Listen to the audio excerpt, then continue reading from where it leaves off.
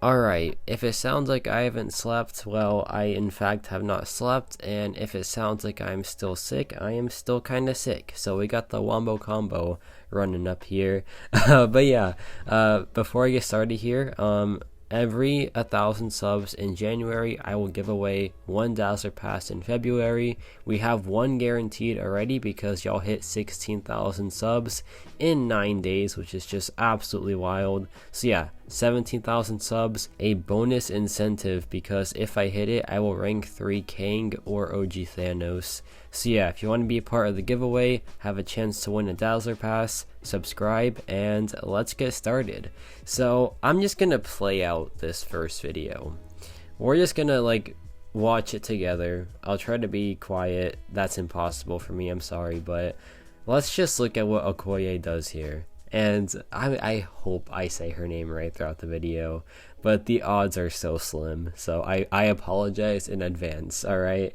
But let's just see what's going on here, right? We are inflicting a lot of bleeds and a lot of shocks. We have an ensnared on Quicksilver, and the damage output just isn't stopping. It's just continuously going, and he's knocked out in under 30 seconds. So let's talk about this champion for a little bit, because I feel like that is a performance that is worth talking about. What does this champion do? How is she doing this? First, let's talk about a little bonus that she has against champions that are immune to one of her effects. For example, Photon right here.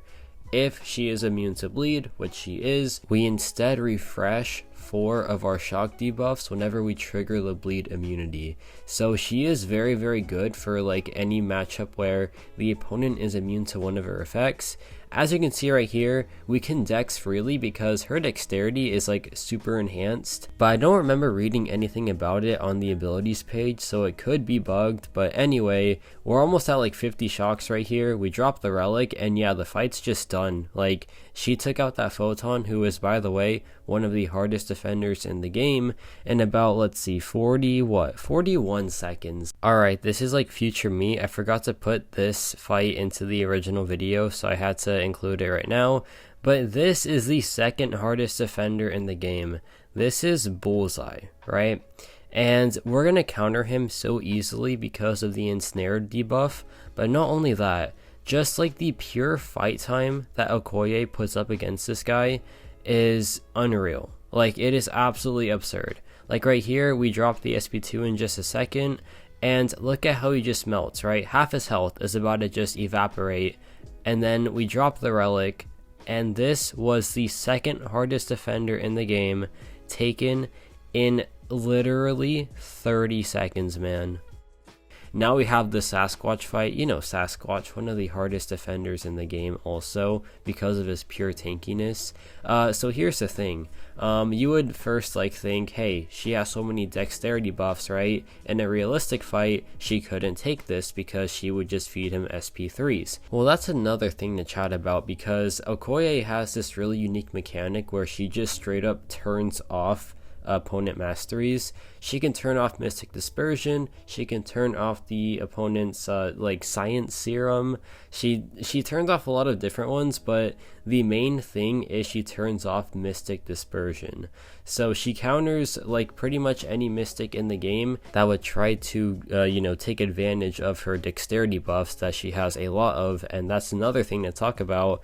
What is this champion doing, right? First of all, she's doing Sasquatch in 47 seconds, but besides that, what does she do, right? She has multiple dexterity buffs, she has these mastery things. It's honestly kind of concerning, right? But let me tell you one thing.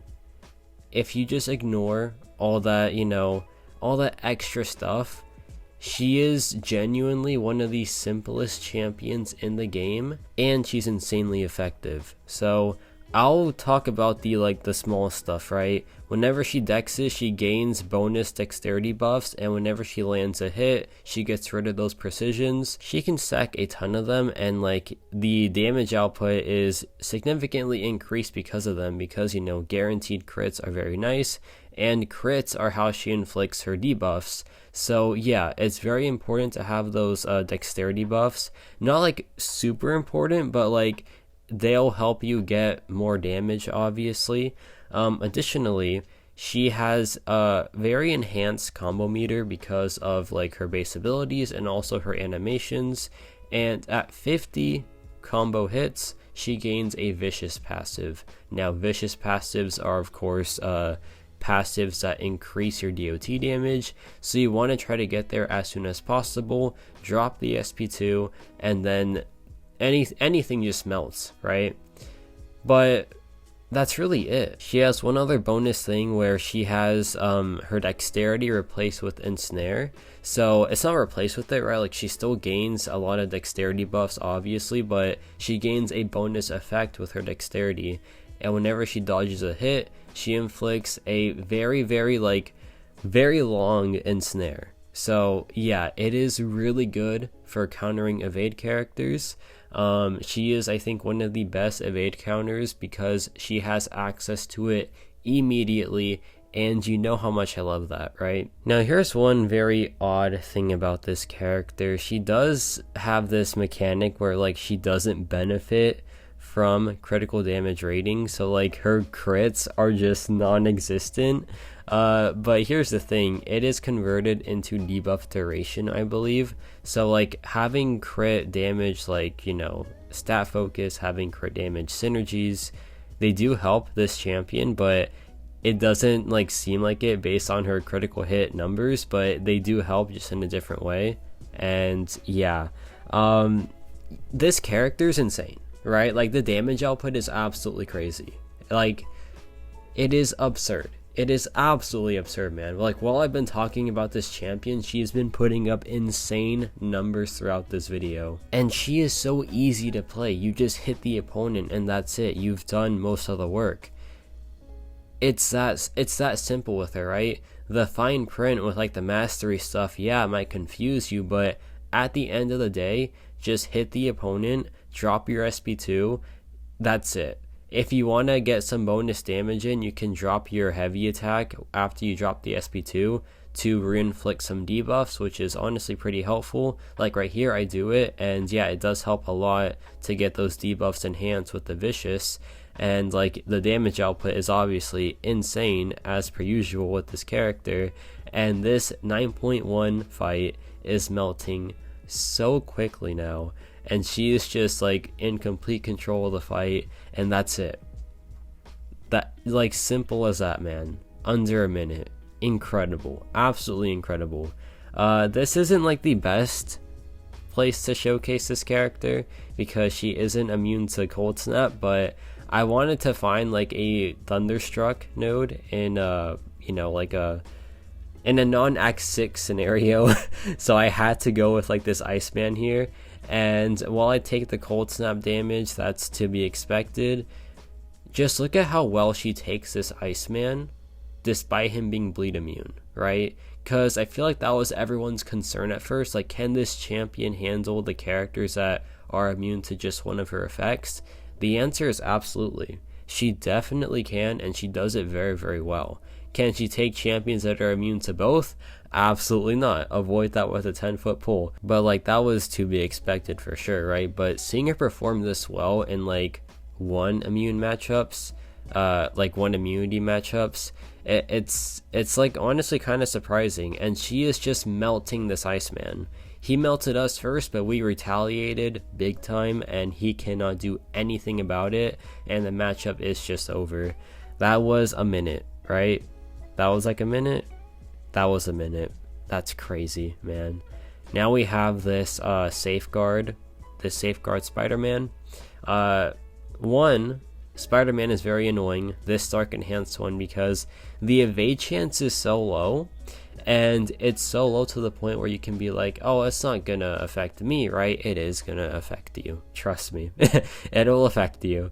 And I learned that the hard way with other champions, so I got the ensnare up immediately. Very happy about that because now he cannot evade us at all. So here I go back in, I drop the light attacks, and then I drop the SP2 in just a second. Gonna bait out the SP1 first. Now I drop the SP2, get all those debuffs up. We're almost at like, what, 30? And yeah, the fight's done. Just like that. Like, that's all it takes. What was the fight time there? Like 40 seconds? That was Safeguard, by the way. So the next Battlegrounds meta is Safeguard. She is going to be the best option for so many fights, just like straight up, because she's so fast. Like in the first part of this video, 40-second photon, like what, 30-second Quicksilver, 40-second Sentinel, 40-second Sasquatch. She's insane, man. Like, she's actually just like really, really fast and genuinely so surprising in that regard. But as for some cons of this character, utility wise, I think the Ensnared is very good. Having access to Bleed and Shock is very helpful for certain nodes, but overall, utility wise, not really fully there in my opinion. The evade counter is cool, the debuffs are great, but I feel like the best way to counter this champion is not by her like immunities, right? Like not by having immunities to her debuffs, but to just have utility requirements that she can't really meet because she doesn't necessarily do much, right?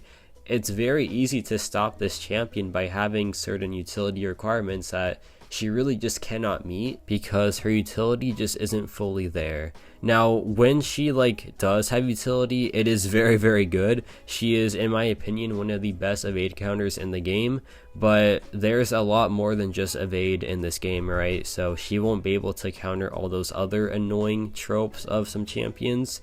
So yeah, good at what she does, but she just doesn't do a lot utility wise. She is a pure DPS, right? And DPS wise, she is immediately in the god tier, right? In my opinion, at least. You could argue that she is lower because she is a Bleed and Shock DPS, and those are two of the most common immunities in the game that can really stop her if, like, you know, they are combined, right? If it's just one, hardly affects her because she is still very, very strong with just one of her debuffs. But not having access to both is what really stops her, right?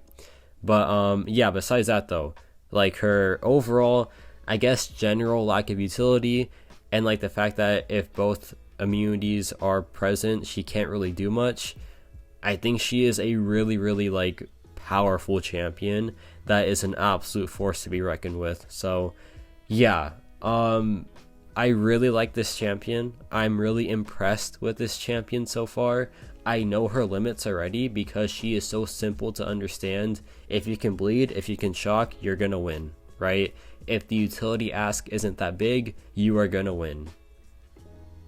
If the utility ask is a bit too much and she can't just like outdamage it, then there will be problems, obviously. But as it stands right now, this character is definitely one to keep track of. I think she has so much potential. So yeah, let me know your thoughts on Okoye, and yeah, that's about it for me.